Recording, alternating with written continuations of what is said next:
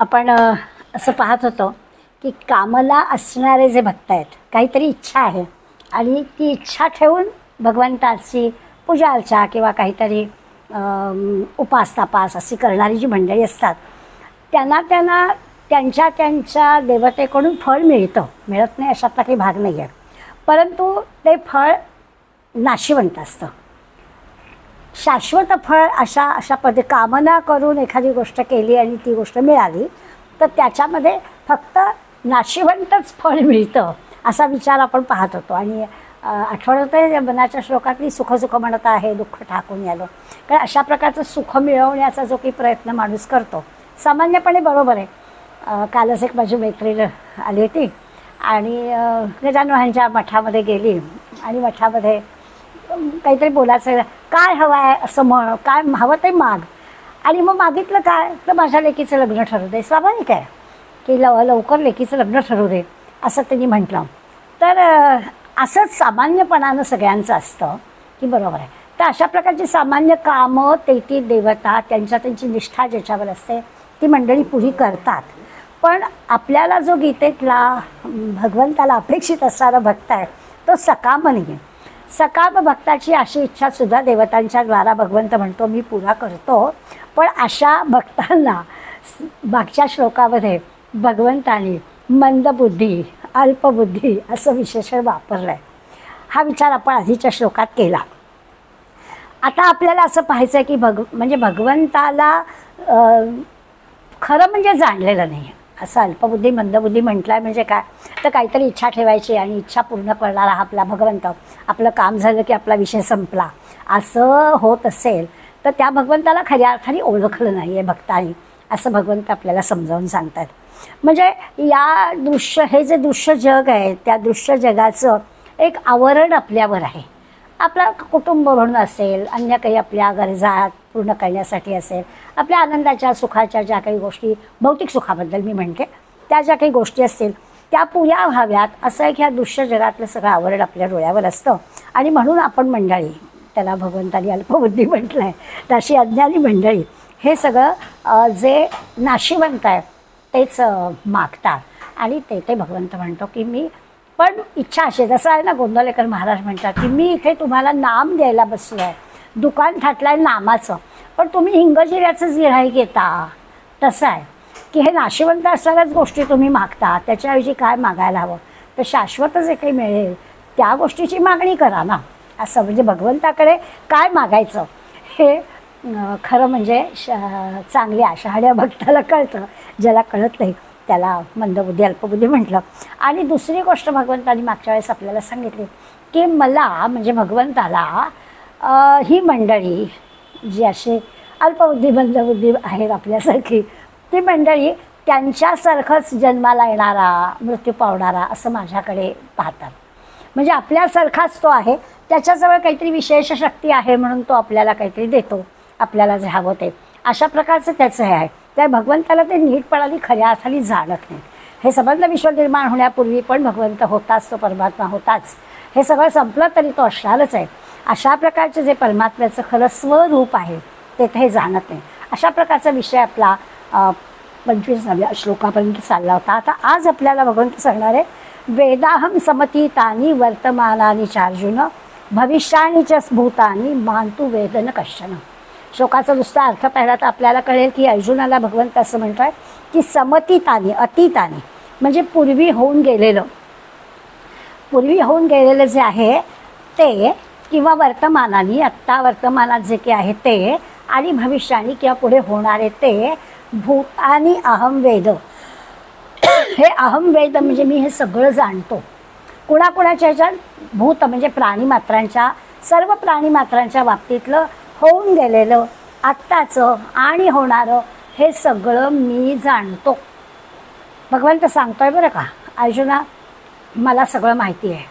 प्रत्येकाच्या जीवनामध्ये काय होऊन गेलं आहे, आत्ता काय घडतं आहे, काय घडणार आहे ते मला माहिती आहे.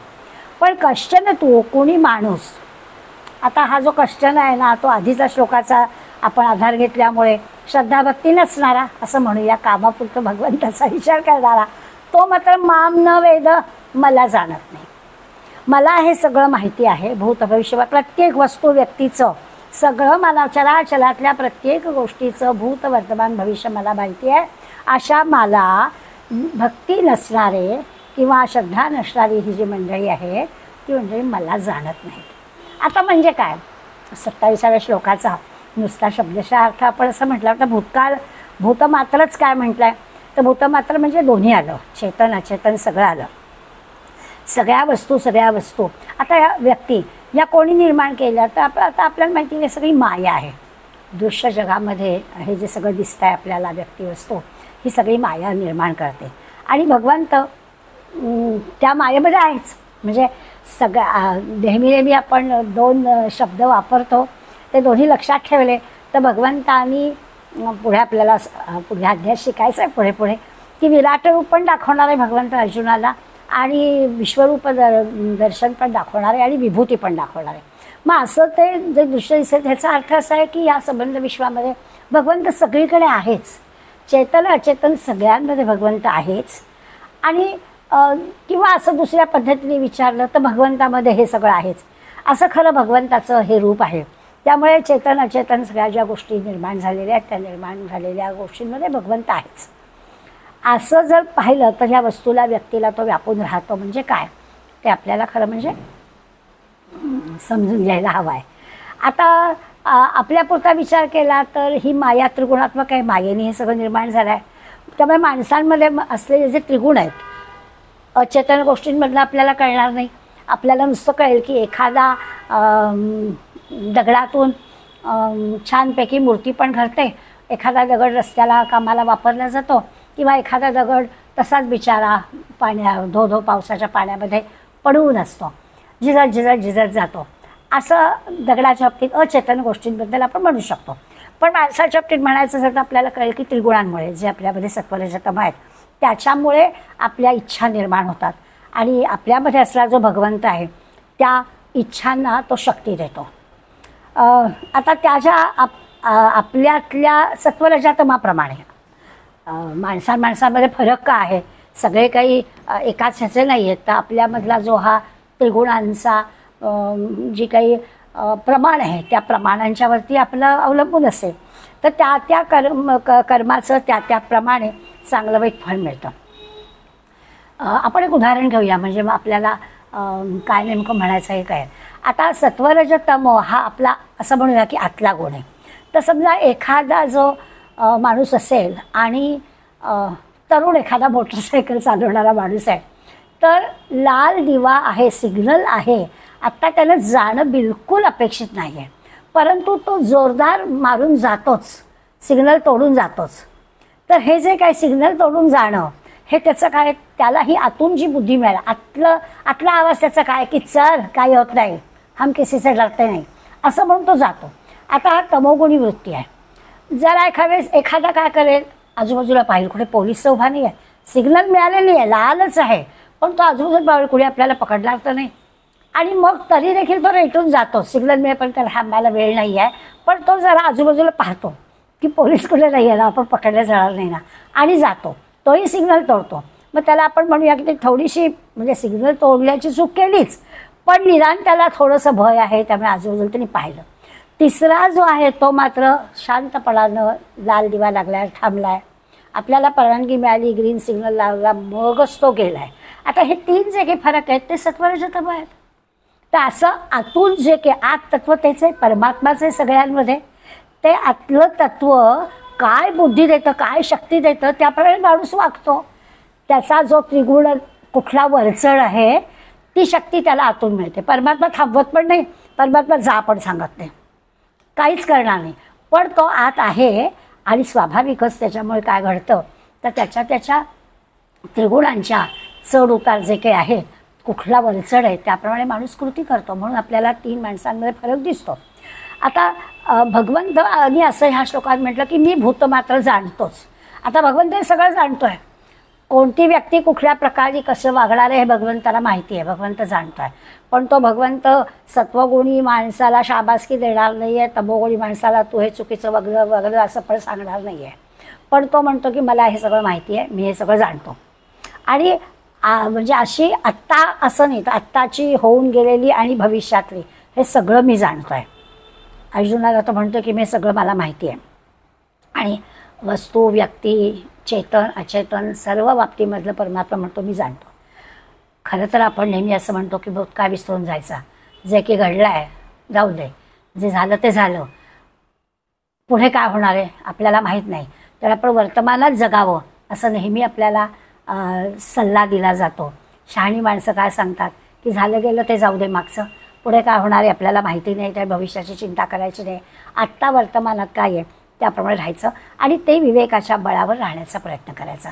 सत्सत विवेकबुद्धी, आतला आवाज काय सांगतोय, योग्य काय आहे अयोग्य काय आहे त्याचा विचार करायचा. काही भूतकाळामध्ये घडलेल्या गोष्टींच्या दुःखाचा अनुभव आपल्या असेल जमेल आलेला तर त्याप्रमाणे पुन्हा तीच चूक होऊ द्यायची नाही.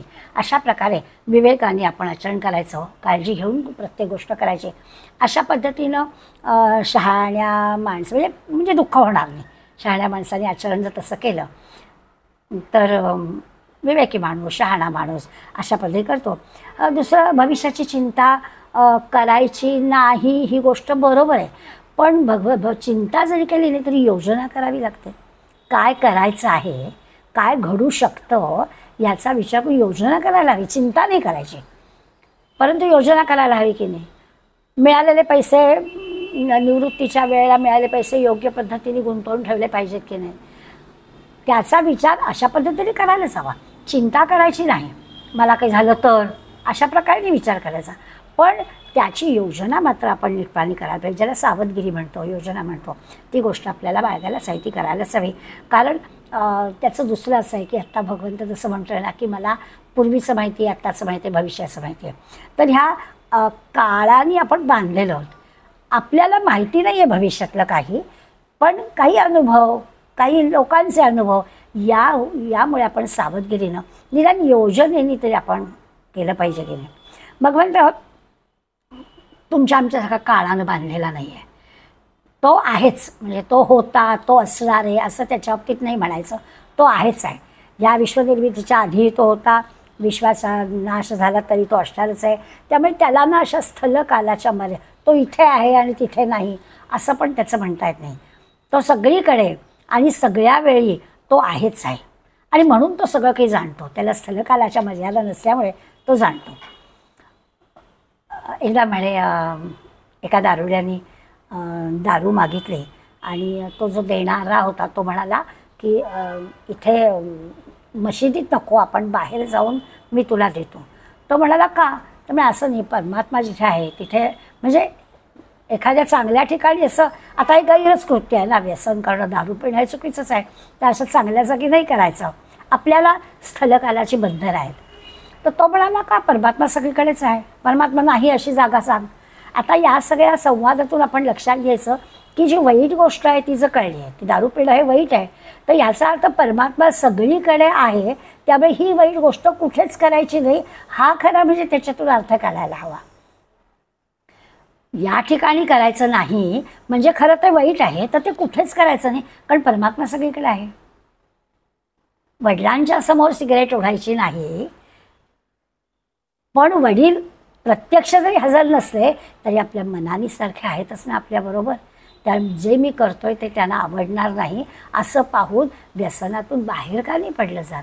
मग जो शहाणा आहे, जो सत्वगुणी विचार करणार आहे, गुणातीत आहे, तो असा विचार करेल की जणू काही काय करायला हवं, तर परमात्मा जर सगळीकडे आहे, भगवंत म्हणतो अर्जुना मी सगळं आणतो, मी सगळीकडे आहे, स्थलकालाची बंधनं मला नाही, तर मग शहाण्या माणसांनी हा विचार केला पाहिजे की सगळीकडे परमात्मा आहे, तर माझं आचरण कसं असलं पाहिजे. आपल्या जसं आता स्थलकालाचा आपण विचार केला किंवा त्याच्या आधी आपण सत्वरजतमाचा विचार केला.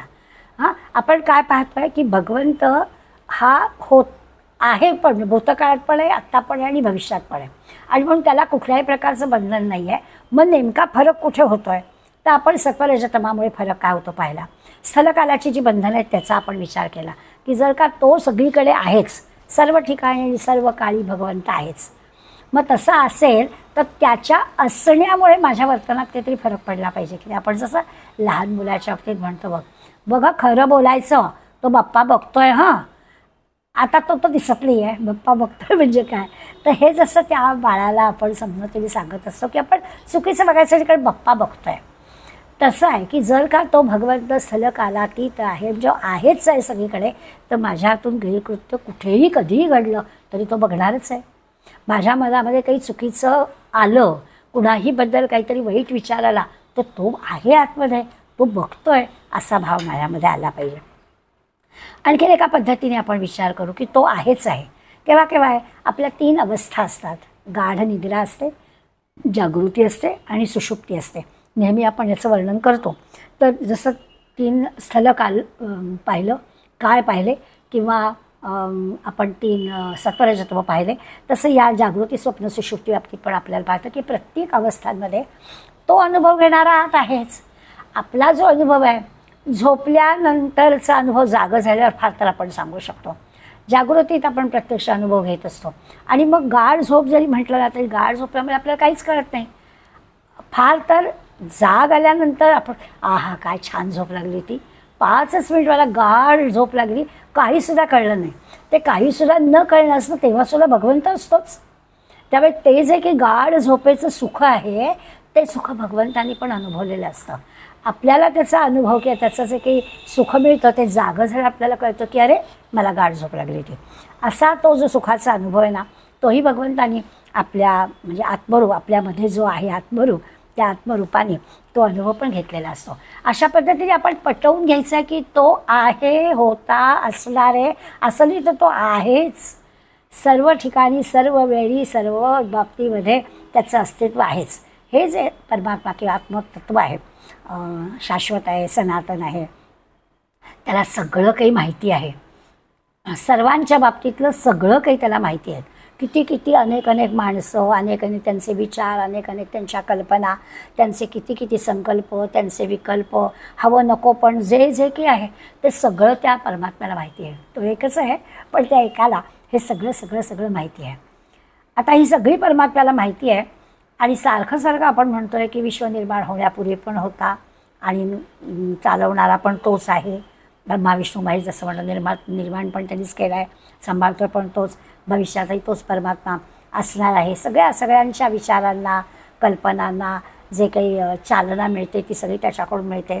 आणि म्हणून भगवंत अर्जुनाला सांगतात, पण हे सगळं सांगूनसुद्धा मला ही मंडळी जाणत नाही. म्हणजे आत्ता जसं मी म्हटलं की जर का परमात्मा सगळीकडे आहे तर कुणीच काही वाईट गैर वागता कामा नाही.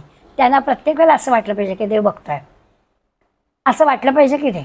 त्यामुळे भगवंताची तक्रार आहे अर्जुनाजवळ तुमच्या आमच्याबद्दल की लोकांना माझं अस्तित्व स्थलकालातीत आहे, आहेच आहे, हे कळतच नाही, मला जाणतच नाही. मी हे सगळं जाणतो पण मला लोक जाणतच नाही. ज्याची भगवंतावर अशी श्रद्धा आहे, भक्ती आहे, असे अर्जुनासारखे थोडी मंडळी सोडली, संत मंडळी सोडली, तर बाकी कोणाला हे लक्षातच येते की नेमका भगवंत आहे तरी कसा.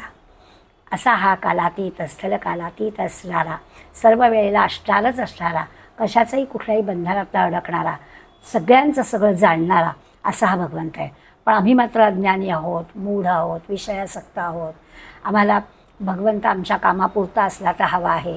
त्यामुळे भगवंतानं मला ना ही लोक जाणतच आहेत, अशी भगवंताची गोड तक्रार या 26व्या श्लोकामध्ये अर्जुनाताई दिले. परत एकदा श्लोक असते, वेदाहम समतीतानी वर्तमानानी च अर्जुन भविष्यानी च भूतानी माम तू वेद न कश्चन. अर्जुना, भूतकाळ पूर्वी होऊन गेलेलं आणि वर्तमानाने सुद्धा म्हणजे वर्तमानात असणारं सुद्धा आणि भविष्यात सुद्धा या भूतानी अहम वेद, ही सगळी भूत मात्र मी जाणतो. पण कश्चन तो माम न वेद, पण कोणीही माणूस मला जाणत नाही. आता कुणीही माणसामध्ये आधीचे सांगितलेले जे आहेत ना ते अल्पबुद्धी, मंदबुद्धी, आपल्या आपल्या कामनापूर्तीसाठी भगवंताचा विचार करणारे असे सगळेजण मला जाणत नाहीत. काही मूढभर संत मंडळी, सज्जन मंडळी मला जाणतात की हा जो आत्मा जो आहे तो हे सगळं करतो आहे हे ते जाणतात. असं श्रद्धावान जो आहे, शरणागत जो झालेला आहे, तो जो भक्त जो आहे त्यांना मात्र या परमात्म्याचं खरं स्वरूप कळलेलं असतं.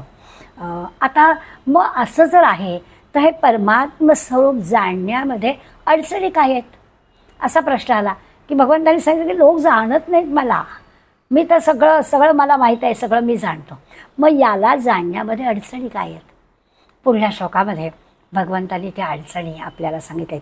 इच्छा द्वेष समर्थेन द्वंद्व मोहेन भारत सर्वभूतानि सम्मोहम सर्गे यांती परंतप. अर्जुना, मला हे जाणत नाही, त्याच्यात अडचणी अशा आहेत. काय अडचणी आहेत? त्याला भारत आणि परंतप दोन्ही म्हटलं आहे. भारत परंतप, या भरतवर्षामधला हा श्रेष्ठ आहे अर्जुन, त्यामुळे भरतवंशातला अर्जुना. आणि तो परंतप आहे. परतप, परंतप याचा अर्थ असा आहे की खरं तर इतरांमध्ये तो वलचड आहे, इतरांना सहज तो त्रस्त करू शकेल अशी शक्ती त्याच्याजवळ आहे, परंतु त्रस्त करण्याचा त्याचा स्वभाव नाही आहे, असा हा परंतप आहे. अर्जुनाला परंतप म्हणण्यामागे भगवंताचा हेतू काय आहे? तर तो सर्व शक्तिमान आहे, त्याच्याजवळ सर्व प्रकारचं कौशल्य आहे, शक्ती आहे, पण तो त्रास देण्याची वृत्ती नाही आहे, असा हा अर्जुन आहे. आणि मग तो काय तर सर्गे म्हणजे या जगात, या विश्वात, या संसारात काय करतो तर इच्छा द्वेष समुत्थेन, इच्छा आणि द्वेष यांच्यातून जे निर्माण होतं, आपली इच्छा आणि ते मला मिळायला हवं किंवा ते ज्याला मिळालं आहे त्याच्याबद्दल द्वेष, असं जे काही दोन महत्त्वाच्या गोष्टी आहेत, इच्छा कामना असणं आणि ती आपली पुरी होत नाहीत आणि ज्यांची कुणाची पुरी होत आहेत त्यांच्याबद्दलचा द्वेष, मत्सर, या इच्छा द्वेष उत्पन्न होणाऱ्या. आणि त्याच्यामुळे द्वंद्व काय असतं तर दोन गोष्टी असतात. द्वंद्व म्हणजे सुख दुःख, यश अपयश, जय पराजय, अशा दोन गोष्टी, त्याला द्वंद्व म्हणतात. तर द्वंद्व मोहेनं, सुखदुःखाच्या ह्या मोहानं सर्व भूतानी, सर्व प्राणी अज्ञानाला प्राप्त होतात. मी भगवंत सगळीकडे आहे हे काय ह्या लोकांना कळत नाही, ह्याचं कारण एका शब्दात अज्ञान. आधी सांगितलं मंदबुद्धी, अल्पबुद्धी, आताच्या श्लोकात सांगितलं अज्ञानाने येत नाही. अज्ञान कशाचं? तर अज्ञान असं की अरे ह्या जगामध्ये ह्या इच्छेसाठी, द्वेषासाठी या द्वंद्वात अडकतात, सुखदुःखात अडकतात. आणि सुखदुःखात अडकले की हे सगळे प्राणी अज्ञान प्राप्त होतं. कशाला ह्याच्यात अडकायचं? इच्छा आणि द्वेषामुळे हे असे अडकतात. आता आपण विचार करूया, या श्लोकामध्ये भगवंत आपल्याला सांगतो आहे की लोकांना का परमात्म्याचं खरं रूप कळत नाही, तर ते न कळण्याचं कारण अज्ञान आहे. आणि ते अज्ञान का तर ह्या द्वंद्वात अडकल्याचं अज्ञान आहे. हे काय आणि ते कशामुळे? ते इच्छा द्वेषामुळे. ह्याच्या अभ्यासात ना आपल्या लक्षात येईल की याच अध्यायात म्हणजे आपल्या जो अध्याय 7वा चालला आहे त्या अध्यायातच भगवंतांनी पूर्वी आपल्याला एक गोष्ट सांगितली की अनेक जन्मांच्या शेवटी आपल्याला मनुष्यजन्म मिळालेला आहे. आणि तो मनुष्यजन्म मिळाल्यामुळे याच जन्मामध्ये नरदेह मिळाल्यामुळे वासुदेव सर्वमिती. त्यामुळे नरदेह मिळाल्यानंतर या नरदेहामध्ये काय असायला हवं तर सर्वकडे वासुदेवच आहे असं समजायला हवं, पण हे फार दुर्लभ आहे. खरा नरदेह मिळाला आहे त्याच्या मागे अनेक जन्म झालेले आहेत आणि ही एक सुवर्ण संधी मिळालेली आहे की याच्यामध्ये आता सगळीकडे भगवंत भरलेला आहे हे समजायला हवं, पण हे दुर्लभ आहे, हे समजत नाही आहे. खरं तर आपल्याला भगवंतांनी यापूर्वी म्हणजे अनंत जन्मातलं जे की संचित होतं, साठवलेलं होतं ते सगळं कर्माचा नाश केला आणि त्याच्यातून आपल्याला स्वाभाविकच ही संधी दिली, नरदेह दिला आहे. म्हणजे आधीच्या जन्मातल्या पापपुण्याचं असं म्हणतात की तो हिशोब केला आणि 50% झालं असल्यामुळे नरदेहात एक संधी दिली आणि मग त्या संधीचं सोनं व्हायचं असेल तर आता सगळीकडे परमात्मा आहे हे आपल्याला कळायला हवं. आणि खऱ्या अर्थानं पुन्हा ह्या जन्ममृत्यूच्या चक्रात अडकायला नको, म्हणून या संधीचा फायदा शहाण्या माणसांनी घ्यायला हवा. असा खरा म्हणजे यापूर्वी आपला याच अध्यायात विषय झालेला आहे.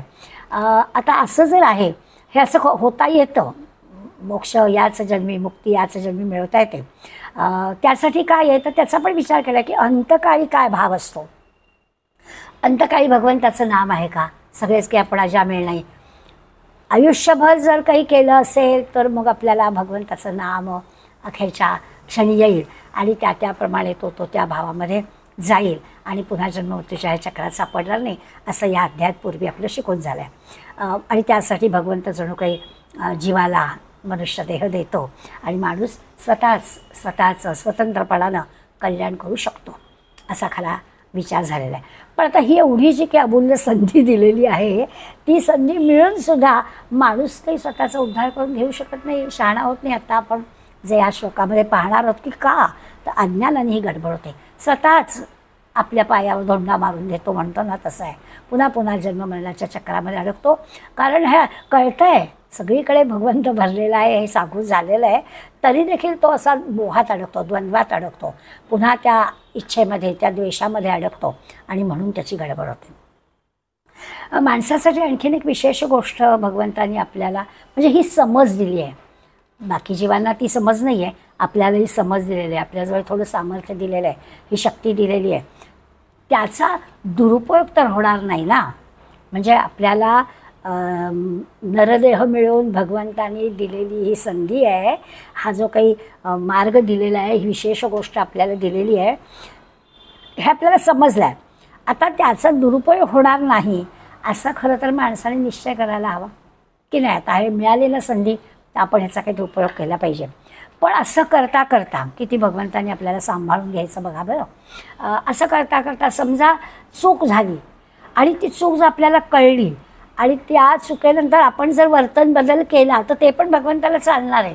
ते पण भगवंतांनी सांगितलं की असं होईल की हे सगळं कळलं असूनसुद्धा जर काही चूक झाली आणि त्या चुकीनंतर आपल्याला कळलं की आपलं चुकलं हे नको व्हायला आणि मग वर्तन बदल केला, प्रार्थना केली, ती चूक कबूल केली, पुन्हा ती चूक होणार नाही असा प्रयत्न केला तर भगवंत म्हणतो त्यांनी म्हणावं मी ते पूर्ण करेन. भगवंत सहाय्य करायला बसलाच आहे. अशी चूक झाली तर काय लगेच शासन नाही भगवंत करायला, पण आपल्याला ती चूक असं वाटलं पाहिजे, पुन्हा ती चूक होण्याचा प्रयत्न केला पाहिजे. ही सुवर्ण संधी भगवंतांनी आपल्याला दिली आहे, त्याचा आपण फायदा घेतला पाहिजे. हे सगळं आपण खरं म्हणजे भगवंत सांगतो आहे, आपल्याला कळतं आहे, पण तरी आपलं होत नाही. 27व्या श्लोकामध्ये आता आपल्याला भगवंत काय सांगतात बघा. आता ही पार्श्वभूमी आपण लक्षात घेतली की भगवंतांनी आपल्याला सुवर्ण संधी दिली आहे, नरदेह दिलेला आहे, आपल्या ह्याच्यातून मोकळं होता येणार आहे. हे होता होता आपल्यातनं काही समजा चूक झाली तरी त्या चुकीनंतरसुद्धा भगवंत आपल्याला मदतच करणार आहे. फक्त आपण ती चूक पुन्हा होऊ द्यायची नाही असा प्रयत्न करायचा. चूक झाली तर भगवंताला सांगायचं की हो असं असं चुकलं तर भगवंताला कळतंच आहे, आपल्या वागणुकीवरून भगवंत हे करेल. म्हणजे एखादा आपण सिग्नल तोडून गेलो आणि आपली चूक आपल्याला कळली आणि आता पुन्हाही मी चूक करणार नाही असं जर आपण म्हटलं तर की आपल्याला लगेच शासन होणार नाही. पण वारंवार जर आपण अशाच प्रकारे केलं तर एकदा शासन मात्र भगवंत केल्याशिवाय राहणार नाही.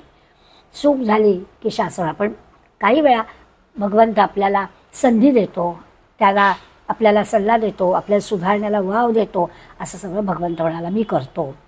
आणि तरी देखील काय होतं तर इच्छा द्वेष समुत्थेन 27व्या श्लोकामध्ये.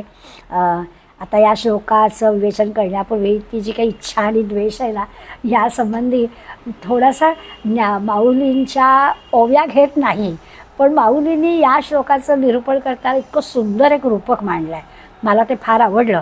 ते निदान थोडकं अर्थाचं फक्त सांगते की या श्लोकाचं जे काही ओव्यांमध्ये माऊलींनी अर्थ सांगितला तो सांगताना तिने एक रूपक केलं. डायरेक्ट इच्छा द्वेष ह्याच्यावर न जाता माऊली असं म्हणतात की आपण परमात्म्याला जाणत नाही, तर त्यांनी असं म्हटलं काय चुकतो का जाणत नाही. तर हा जो नरदेह मिळाला आहे ना त्या देहाला माऊलींनी स्त्रीलिंगी म्हणून तनू शब्द वापरला. ती तनू ना, त्यामुळे तो तनू आणि त्या तनू म्हणजे देहाला असणारा अहंकार.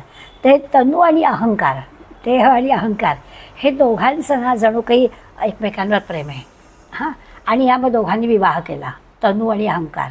देह आहे की अहंकार आलाच, त्यामुळे त्या तनू आणि अहंकार या दोघांनी विवाह केला आणि ह्या दाम्पत्याला म्हणे इच्छा नावाची कन्या झाली. आपण इच्छा द्वेषाकडे येणार आहोत, पण माऊलींनी ही इच्छा येते कुठून तर इच्छा येते या आपल्या अहंकारामुळे.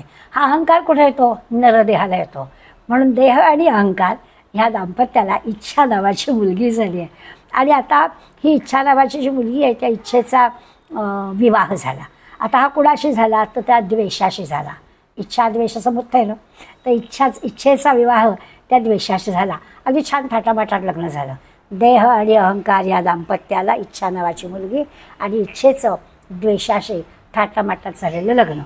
आता हे जे दाम्पत्य इच्छा आणि द्वेष यांना द्वंद्वमोह नावाचा मुलगा झाला. असं गोष्टीत सांगितलं ना, रूपकात सांगितलं ना, की आपल्या सगळं लक्षात राहतं. देह अहंकार येतोच.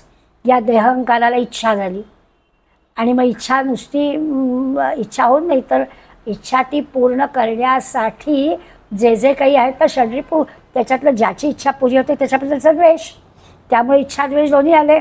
आता तेवढ्याने झालं, थांबलं नाही, तर त्या इच्छा नंतर ते नेमकं काय, हे का ते द्वंद्व, असा द्वंद्व मोह हा मुलगा या इच्छा आणि द्वेषाला झाला.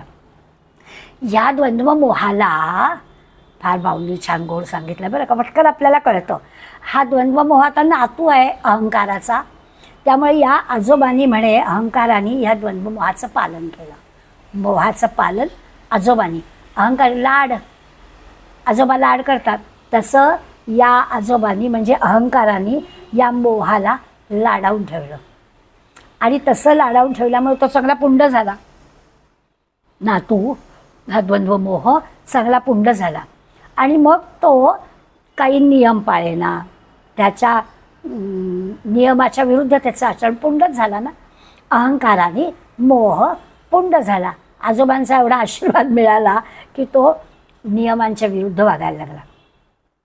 मग काही नाही, यम नाही, नियम नाही, धर्म नाही, सात्विकता नाही, काही कशाचा संबंध नाही, असा हा मोह वागायला लागला.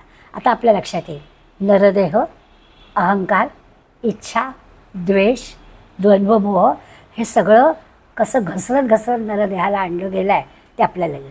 आता स्वाभाविकच आहे, हा द्वंद्व मोह जो आहे म्हणजे वैर आहे खरं म्हणजे, त्याला हाव आहे, हे पाहिजे ते पाहिजे असं आहे. हव्यास, हा शब्दसुद्धा कमीच वाटतं, हव्यास आहे आणि त्या हव्यासाला तो पुंड झालेला आहे.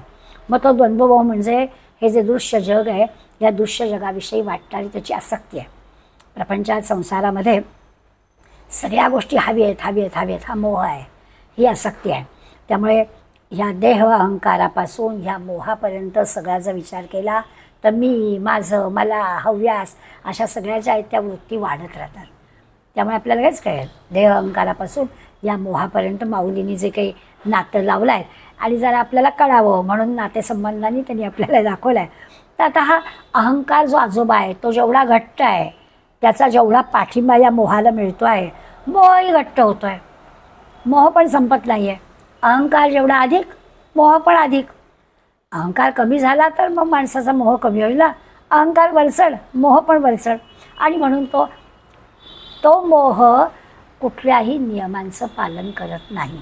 वाटेल तसा तो धैर्य दाखवतो, चुकीच्या मार्गाने जातो, असं तो चुकीचं आचरण करतो अहंकाराच्या जोरावर, आजोबांच्या जोरावर. मग विषय उपभोग, त्यासाठी लागणारा पैसा अमर्याद. विषयांचा उपभोग घ्यायचा आहे तर त्याच्यासाठी लागणारा पैसा मग तो कुठल्याही मार्गाने गोळा करायचा, कितीही मिळाला तरी समाधान नाही. सगळं कसं खाली नेत राहतं. एक अहंकार, एक अभिमान आला की कसा हव्यास वाढतो, इंद्रिय कसे संतुष्ट होतच नाहीत, सारखं इंद्रियांना काहीतरी हवं लागतं, इतकी महत्त्वाकांक्षा वाढते. ऐहिक जीवनामध्ये कितीही मिळालं तरी कसं कमी होत नाही, किती भोगायचे, वासना कशा वाढत राहतात. आणि तो जो जीव आहे तो यातच निमग्न राहतो, सारखं मिळवायचं, आसक्ती, हे हवं आहे ह्याच्यातच राहतो. आणि मग त्याची बुद्धी भ्रष्ट होते, विवेक वगैरे सगळे तर दूरच राहतात. चांगल्या गोष्टी, सद्वासना, सद्विचार, सद्बुद्धी, सत्कर्म या सगळ्या गोष्टी कोसो दूर राहतात. म्हणजे हा जो आसक्तीत अडकलेला आहे त्या ह्या सगळ्या सत्संगाकडे वगैरे वळायचा प्रश्नच येत नाही, असं होतं. खरं तर हा भगवंताजी सांगतो तो राजमार्ग आहे नरदेह.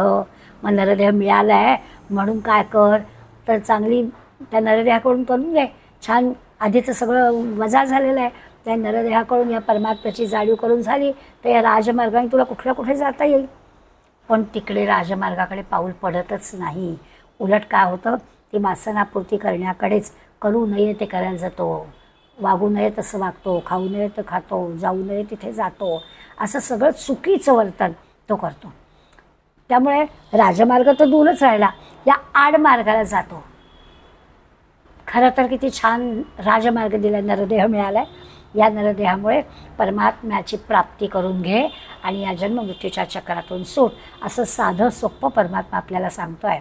पण त्याच्याऐवजी हा माणूस आपल्या नरदेह मिळाल्यामुळे निरनिराळ्या विषयांच्या याच्यामध्ये अडकतो आहे आणि मग द्वेष, मोह, द्वंद्व, अहंकार या सगळ्यामुळे या आड रस्त्याला, चुकीच्या रस्त्याला असा जातो आहे. आता हा जो आड रस्ता आहे ना, त्या रस्त्याला गर्दी पण फार आहे. सगळीच मंडळी अशी, प्रत्येक जीवाला या आड रस्त्याचं आकर्षण, सगळ्यांना आपले आपले विषय, त्या विषयांची पूर्ती होण्यासाठी करायला लागणाऱ्या सगळ्या गोष्टी.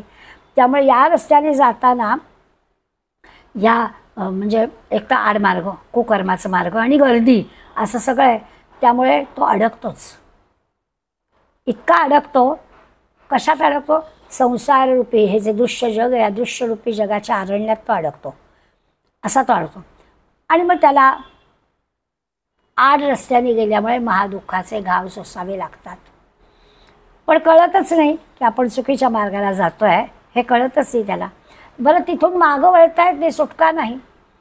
देह, अहंकार, इच्छा, द्वेष, मोह ह्याच्यात अडकलेल्याला मागं वळून जाताच येत नाही. राजमार्ग आता दूर जातो आणि ह्याच्यातच तो अडकतो. काय माऊलींची कल्पनाशक्ती असेल, आपण विचार करा. किती सुंदर रूपकाने त्यांनी आपल्याला ही गोष्ट वर्णन करून सांगितली. आता इच्छा म्हणजे काय? नरदेह आपल्याला कळला, देहामुळे आलं, अहंकार पण कळला. ही इच्छा काय आहे? तर आपल्याला ना काही वस्तू, काही माणसं आवडतात. सगळं आपलंच वर्णन आहे, फक्त त्याच्यातून कसं बाहेर पडायचं ते आपल्याला भगवंतांनी सांगितलं आहे. तसा आपला प्रयत्न असला पाहिजे. पण तो प्रयत्न जर होत नसेल तर आपण नेमके कुठे अडकतो हे भगवंत आपल्याला सांगतात. तर मला इच्छा म्हणजे काय आहे? तर आपल्याला काही माणसं आवडतात, काही वस्तू आवडतात, त्यांच्याबद्दल आपल्याला प्रेम असतं, त्यांच्याबद्दल आपल्याला मैत्री असते आणि स्वाभाविकच अशा आपल्या आवडणाऱ्या वस्तूंचं प्रेम असतं. त्यातून आपली इच्छा निर्माण होते, ती माणसं भेटावीत, त्या वस्तू आपल्याला मिळाव्यात, ज्या आवडतात त्या मिळाव्यात, अशी आपली स्वाभाविकच इच्छा असते. इच्छा म्हणजे काय, असंच चाललं आहे ना, अशी इच्छा निर्माण होते. तर ही एक गोष्ट ठीक आहे, काही मर्यादेपर्यंत बरोबर आहे. काही वस्तू आवडतात, काही व्यक्ती आवडतात, त्या आपल्याजवळ असाव्यात, त्या आपल्याला भेटाव्यात असं वाटणं, अशी इच्छा असतं. अगदी बरोबर आहे. आता आवडती वस्तू आपल्याला मिळावी, आवडती व्यक्ती आपल्याला भेटावी, ती प्रेमाची व्यक्ती असते, त्यामुळे आपल्याला स्वाभाविकच जवळ असावी असं वाटणं, त्याच्यात काही चूक आहे असं नाही. पण आता दुसरा उलट विचार केला की उलट आपल्याला एखादी गोष्ट आवडत नाही, एखादी व्यक्ती पण आपल्याला आवडत नाही, अगदी त्या व्यक्तीबद्दल तिरस्कार असा आपल्याला असतो. मग ती व्यक्ती टाळण्याचा आपण प्रयत्न करतो. ती वस्तू आपल्याला घरात नको असते, ती वस्तू आपण टाकून देण्याचा प्रयत्न करतो. म्हणजे आता इथे काय आलं, तर एखाद्याबद्दल प्रेम, आवड, एखाद्याबद्दल नावड, एखाद्याबद्दल द्वेष. आवड, नावड, राग, द्वेष या दोन दोन गोष्टी आहेतच. द्वंद्व म्हटलं आहे ना, त्यावेळी दोन दोन गोष्टी आहेतच. इच्छा द्वेष समुत्थयन असं म्हटलंच आहे की काही चांगल्या गोष्टी आहेत त्या हव्याशा वाटणं, ज्या आवडत नाही त्या नकोशा वाटणं. फक्त होतं काय, ही जी आपली आवड नावड आहे ही बदलते. आज ही वस्तू किंवा आज ही व्यक्ती मला आवडत नाही किंवा आवडते आणि नंतर काही वेळा तीच वस्तू मला आवडत नाही असं घडतं. पूर्वी आवडत नव्हती आता आवडते, किंवा पूर्वी आवडत नव्हती आता आवडते, पूर्वी आवडते आता आवडत नाही असं होतं. हा जो काही बदलाची भानगड आहे ती आपल्याला असते. आता हे का होतं? आवड निवड आपली बदलते का? पुन्हा सत्वरजतम आलंच ना की त्याच्यामुळे आपलं आवड निवड बदलते. माणसाला सुख हवं असतं, सुखाचा शोध आपण घेतो आहे. काय केलं तर आपल्याला बरं वाटतं हे त्याला कळतं आणि ते जे आनंद देणारं, सुख देणारं अशी जी गोष्टी असतात त्या आपल्याला आवडतात. एखादा माणूस आपल्या प्रेमाचा भेटला की आपला आनंद होतो, या वा वा किती स्वागत करतो आणि काय काय करू असं आपल्याला होतं. वस्तूंबद्दल होतं, व्यक्तींबद्दल होतं, तर त्यांच्याबद्दल आपल्याला प्रेम वाटणं स्वाभाविकच आहे. आता नाही एखादी व्यक्ती आवडली तर तिच्याबद्दल द्वेष वाटणं, तेही आपलं तसं घडतं. तेही तसं म्हटलं तर स्वाभाविकच आहे. जे आवडतं ते मिळावं, अगदी पुन्हा पुन्हा मिळावं असं नाही की आज मिळालं आता तृप्त झालं असं नाही. पुन्हा पुन्हा आपल्याला ते मिळावं असं आपल्याला वाटतं. त्यासाठी आपली सगळी धडपड असते. पुन्हा पुन्हा तो आनंद घ्यावा, पुन्हा पुन्हा ते सुख घ्यावं यासाठी आपली धडपड असते. नाहीतर आता अगदी खाण्याचाच आपण विचार केला तर वयाच्या 70पर्यंत किती किती काय काय गोष्टी खाल्ल्या आहेत. म्हणून काय त्या वस्तूबद्दलचं प्रेम कमी झालं आहे का? अमुक एक आवडतं म्हटलं की ते मिळावं, ते करावं, ते खावं असं वाटणारच ना. त्यामुळे त्यासाठी ती धडपड सगळी असते.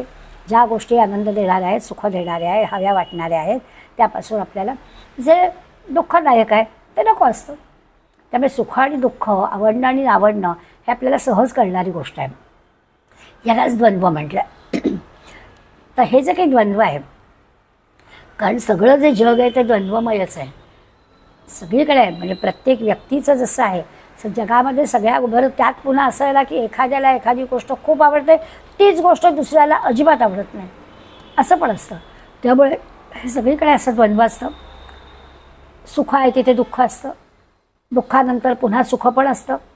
जिथे पराभूत होतं पुन्हा जय होतं, असं सगळ्या ठिकाणी आपल्याला यश मिळतं.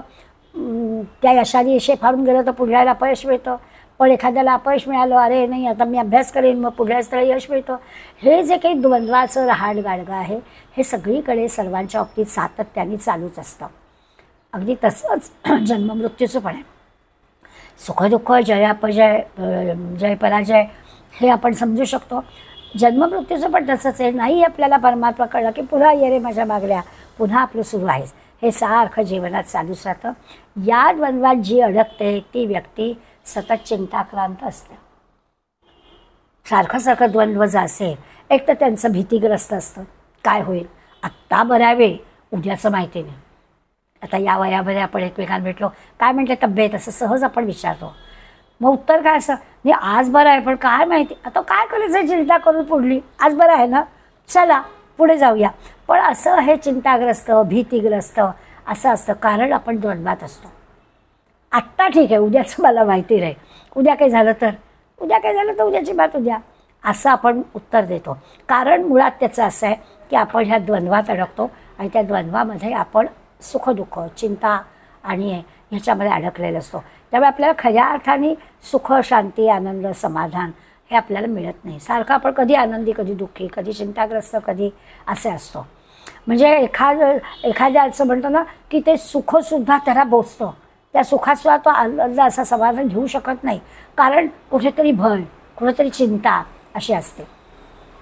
खरं तर असं हे आवड निवड वगैरे आपल्या सगळ्या कल्पना असतात की नाही. वस्तू एखादी म्हणजे मुळात वस्तू चांगली असणं किंवा वाईट असणं असं खरं काही नसतंच. वस्तू आहे, त्या वस्तूचा काही उपयोग आहे, ज्याला ती वस्तू त्या उपयोगाची गरजेची वाटते त्याला ती आवडते, असा त्याचा खरा अर्थ. हे वस्तू चांगली आहे का वाईट आहे असं आपल्यावर अवलंबून असतं की आपल्याला ती म्हणजे उपयोगी असेल तर ती आपल्याला आवडते आणि उपयोगी नसेल तर ती आपल्याला आवडत नाही, असा त्याचा अर्थ असतो. त्यामुळे त्या वस्तूसुद्धा कधी आपल्याला सुखकारक वाटतात, कधी आपल्याला दुःखकारक वाटतात. आता ठराविक वयापर्यंत आपण कुठे गेलो फिरायला की तिथून काय काय काय काय दिसेल ते छान छान छान छान गोळा करून आणतो. ठराविक वयानंतर आम्ही हल्ली काय म्हणतो, कुठेही काही घ्यायचं नाही, करायचं त्या घरात गर्दी करून. आता काय झालं, त्या वस्तूच आहे, त्या वस्तूंमध्ये काही फरक पडला का तर नाही.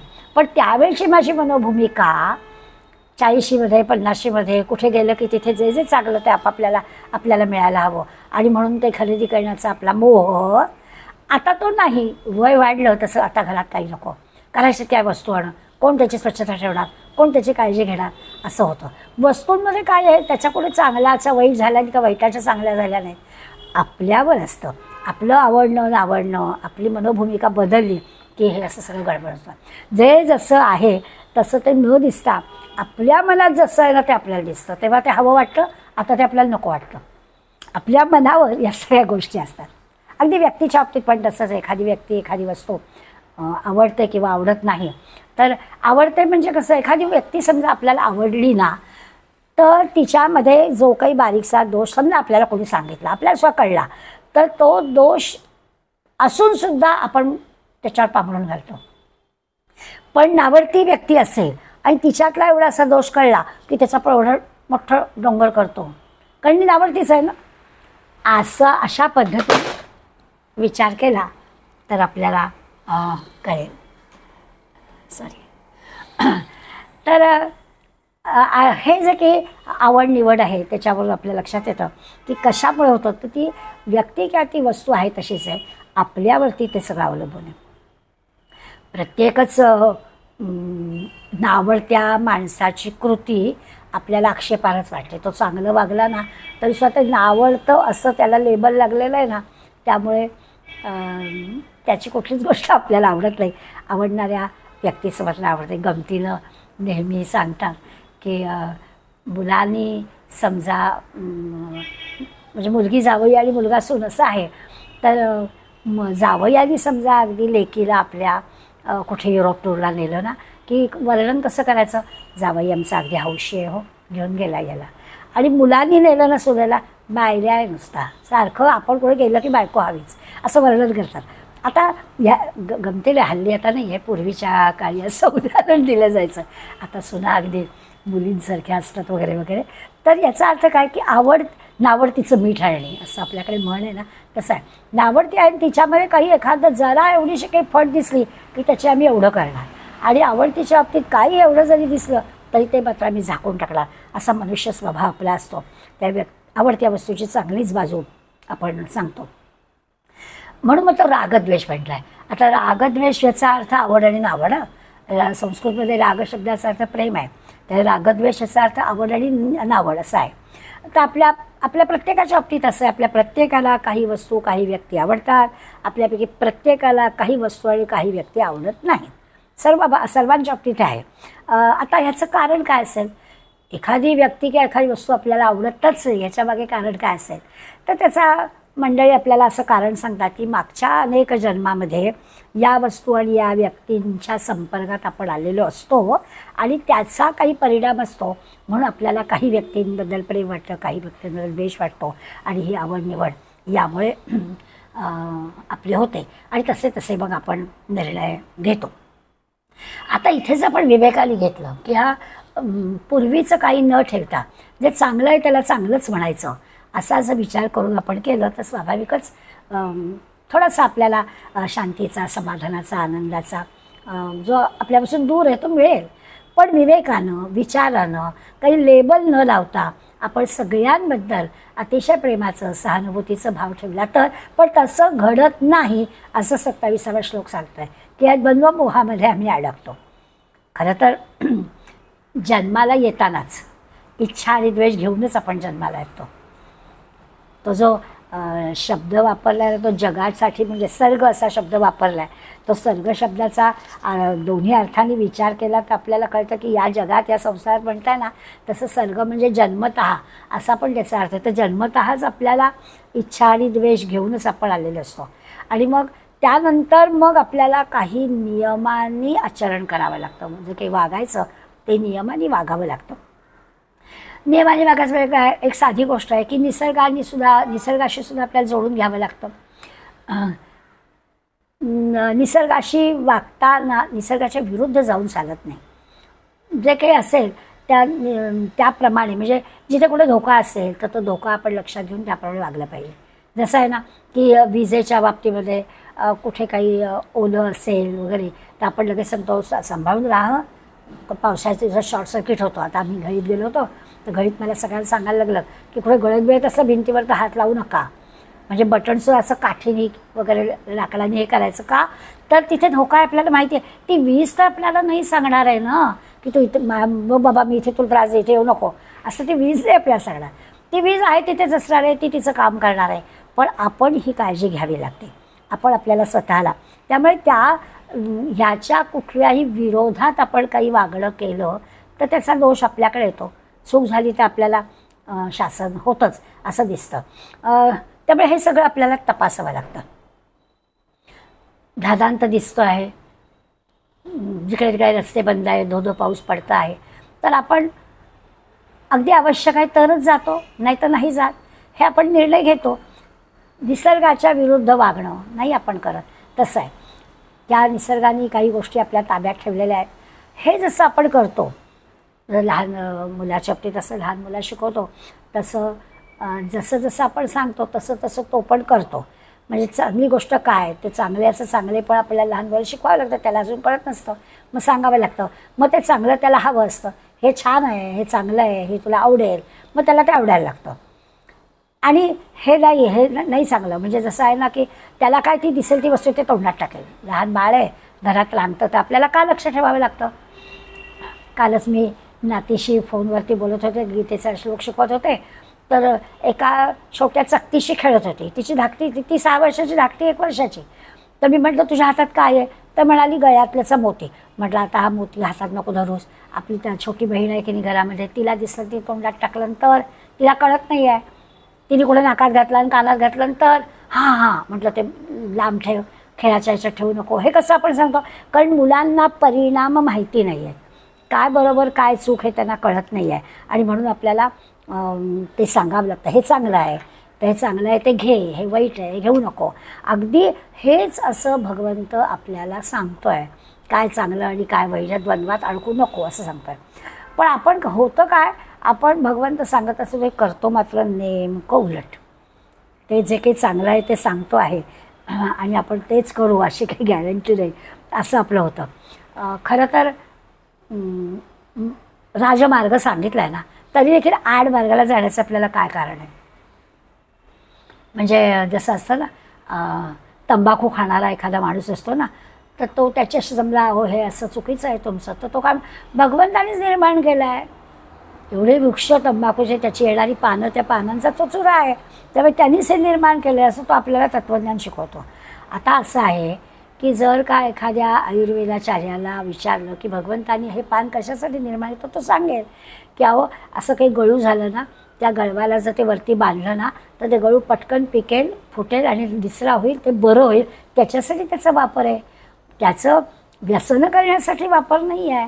भगवंतानी निर्माणच का केलं असं जर एखाद्याने आपल्याला प्रश्न विचारला आणि आपलंच वागणं हे बरोबर आहे असं दाखवलं तर त्याला काय करावं? पण असं चुकीचं वर्तन करायचं आणि आपलंच कसं बरोबर आहे असं वागायचं, असा विचार करणारी माणसं असतात. म्हणून राजमार्ग सोडून अशा आड मार्गाला जाणाऱ्या लोकांना काय बोलायचं असं होतं. तर हा जो मोह आहे, ही जी आसक्ती आहे, ती निर्माण झाली की तो त्रास होणारच. त्या त्रास दिल्याशिवाय राहणार नाही. जडभरताची गोष्ट आपल्याला सांगतात. ती जडभरताची गोष्ट अशीच आहे. खरं म्हणजे तो जडभरत जो आहे ना, तो अत्यंत महापुरुष आहे. म्हणजे त्या जडभरताला जी दया आली, ती दया येणं काही वाईट नाही आहे. एखाद्याबद्दल दया येणं ही गोष्ट चांगलीच आहे ना. एखाद्या दयेनी एखाद्याचा जीव वाचवणं ही गोष्ट पण बरोबरच आहे. तिथे काही त्याला फक्त होतं काय, कितीपर्यंत दया दाखवायची हे आपल्याला लक्षात आलं नाही जडभरताच्या, आणि तिथे तो असा अडकला, त्या आसक्तीमध्ये तो गुंतला असं होईल. आपल्याला सगळ्यांना कथा माहिती आहे. थोडीशी सांगून आपण पुढे जाऊया. काय झालं त्या ह्याचं, तर खरं तर तो जडभरत इतका महान आहे की तो सगळ्या ह्याच्यातून अलिप्तपणानं निवृत्त झालेला होता. इतकी छान ध्यानधारणा आणि सगळी परमात्म्याचा खरा म्हणजे त्याला ओळख पक्की पटलेली होती. पण झालं असं की छानपैकी ध्यानाला नदीच्या काठी बसल्या आणि एक गर्भिणी हरिणी वाघ मागे लागल्यामुळे भीतीनं धावत आले आणि तिने भीतीनं पाण्यामध्ये प्रवेश केला. ती जी तिने उडी मारली घाबरून, त्यावेळेला त्या गर्भिणी असलेल्या त्या हरिणीने पिल्लाला जन्म दिला आणि ते पिल्लू पडलं खाली आणि ती मात्र नदीमध्ये वाहून गेली. आता त्या ध्यानाच्या तिथे बसलेल्या त्या जडभरताला हे जे काही वाघ मागे लागलेला, हरणाच्या मागे लागलेलं सगळं दृश्य समोर दिसलं आणि ते हे पण पिल्लू पण दिसलं आणि जन्मताच ती आई त्याची वाहून गेली आहे हे पण त्यांनी सगळं दृश्य पाहिलं. आणि मग स्वाभाविकच त्या जडभरताला त्या पिल्लाची दया आली. आता दया येणं काही हे चूक नाही, स्वाभाविक आहे. किती ध्यानाला बसलेला असू दे, किती अलिप्त असू दे, किती महापुरुष असू दे, कितीही संन्यासी असू दे, तरी समोर घटना घडल्यानंतर दया येणं हे काही चूक नाही. मग त्यांनी शावकाला जवळ घेतलं. आता ते नुकतं जन्माला आलेलं आहे, मग त्याला आता काहीतरी हवं, मग भिक्षा मागून दूध आणावं लागलं. म्हणजे आपोआपच त्या पिलासाठी त्याला हे सगळं, मग त्याला दूध देणं, मग त्याची काळजी घेणं, त्याला काहीतरी आसरा देणं, ह्या सगळ्या गोष्टी आल्या. एवढासा तो जीव आहे, आई शिवायचा जीव आहे, त्यामुळे त्याची सगळी काळजी ह्या जडभरताला घ्यावी लागली. आता चूक कुठे होते, तर जेव्हा ते पिल्लू पायावर तसायला लागलेला आहे, स्वतः चारा गोळा करतोय, खातोय, तेव्हा त्याच्यातून अलिप्त व्हायला होतो. पण कळत नकळत ते पिल्लू पण जडभरताच्या आणि जडभरत पण पिल्लाच्या प्रेमात पडलं आणि तिथे सगळी गडबड झाली. नामस्मरण वगैरे तर सगळं राहून गेलं, ध्यानधारणा तर सगळी राहून गेली. इतका तो पिल्लांच्यात गुंतला की ते मोठं होऊन सुद्धा त्याच्यापासून हे दूर व्हायला तयार झाले नाहीत. आणि आपल्याला माहिती आहे की पुढला जन्म काही काळ का होईना त्या जडभरताला हरणाचा घ्यावा लागला, कारण दोघांना एकमेकांशिवाय चैन पडेना. म्हणजे प्रारब्धाप्रमाणे ते सगळं घडलं, ठीक आहे. त्याचा देह संपला, पण हरणाच्या प्रेमात अडकल्यामुळे हे असं करावं लागलं. की आपल्याला जडभरताची गोष्ट एवढ्यासाठीच आहे की सगळं असूनसुद्धा अखेरच्या वेळेला काय नेमकं होईल, कुठे मन गुंतेल. आधीच्या म्हणजे अध्यायात आधी हा विषय सांगून झालेला आहे, मगाशी आपण त्याचा उल्लेख केला. त्यामुळे दया येणं चांगलं आहे, पण आसक्ती असणं वाईट आहे. आवश्यकतेप्रमाणे कर्तव्य धर्माप्रमाणे जे काही करायला हवं ते करायचं, त्यात काही चूक नाही आहे. पण त्यात अडकणं हे चूक आहे. ते मन जे संमोह त्याला होतो, आधीच मन चंचल त्यात ह्या संमोहात अडकलेलं, आणि मग त्याच्यामुळे ह्या मोहात अडकल्यामुळे, त्या द्वंद्वात अडकल्यामुळे ते म्हणतात की अज्ञानामुळे हा परमात्मा कळतच नाही. आपल्याजवळ ह्या श्लोकामधला विषय आहे की भगवंत म्हणतोय की कळतच आहे लोकांना, अज्ञानामुळे त्यांना कळत नाही. सुखदुःखातील द्वंद्वरूप मोह जो आहे, त्यामुळे सगळे प्राणी या अशा मोहात अडकतात, आणि त्या मोहात अडकल्यामुळे अज्ञान संमोहम यांती म्हणजे अज्ञान प्राप्त होतं. आता आधी आपण पाहिलं माऊलींच्या त्या रूपकांनी आपण लक्षात घेतलं की देहामुळे अहंकार, या देह अहंकाराला इच्छाद्वेष, इच्छाद्वेषामुळे स्वाभाविकच सुखदुःखादी द्वंद्व, आणि या सगळ्यामध्ये अडकल्यामुळे माणूस काय मोह होतोच की नाही आपल्याला सुद्धा. किती जरी काही म्हटलं तरी दैनंदिन वर्तमानपत्र, दूरदर्शन, त्याच्यातल्या बातम्या, या सगळ्याच्या मध्ये काही अडकण्याची गरज नाही असं पण म्हटलं तरी त्या आसक्तीत आपण अडकतोच. आणि म्हणून त्यांनी असं म्हटलं की सर्वभूतानी कौंतेय संमोहम यांते. अर्जुना, अरे सगळे सर्व भूत मात्र ना ह्या अशा समूहात, सगळी भूत या समूहात अडकतात. समूहाला प्राप्त होतं, अज्ञानाला प्राप्त होतं. आता आधीच्या श्लोकामध्ये पण सांगून झालं की मला सगळं कळतं आहे, पण भक्ती श्रद्धा नसल्यामुळे यांना काहीच लक्षात येत नाही, परमात्म्याची ओळखच होत नाही. आत्ता सांगितलं की अशा समूहामुळे अज्ञात अडकतात, द्वंद्व सुखदुःखाच्या द्वंद्वात असतात, इच्छाद्वेष संपतच नाही, आणि म्हणून आता याचा परिणाम काय होतो हा पण जाणून घेतला पाहिजे. ह्या सगळ्याचा परिणाम काय होतो तो आपल्याला पुढल्या श्लोकात भगवंत सांगणार आहे. तर आपण पुढल्या गुरुवारी पाहूया. आज इथेच थांबूया. धन्यवाद.